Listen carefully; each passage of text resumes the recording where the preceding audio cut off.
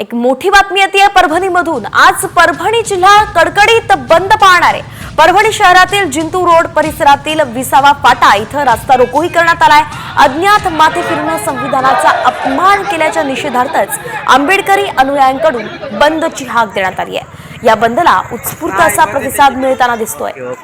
हे दृश्य आपण पाहतोय, परभणीतली ही संपूर्ण दृश्य आहे। परभणी जिल्हा बंदची हाक आज देण्यात आली आणि त्यानुसारच कडकडीत बंद पाळला जातोय। एका माथेफिरूनं संविधानाचा अपमान केल्याचा आरोप होतोय आणि म्हणूनच आता आंबेडकरी संस्था ज्या आहेत त्या आक्रमक झाल्या आहेत आणि त्यांनी परभणी बंदची हाक दिली आहे। नाही बंद त्यांची ओके राईट। एक मोठी बातमी येते परभणीमधून। आज परभणी जिल्हा कडकडीत बंद पाळणार आहे। परभणी शहरातील जिंतूर रोड परिसरातील 20वा फाटा इथं रस्ता रोकोही करण्यात आलाय। अज्ञात माथे फिरून संविधानाचा अपमान केल्याच्या निषेधार्थच आंबेडकरी अनुयायांकडून बंदची हाक देण्यात आली आहे। या बंदला उत्स्फूर्त असा प्रतिसाद मिळताना दिसतोय। हे दृश्य आपण पाहतोय, परभणीतली ही संपूर्ण दृश्य आहे।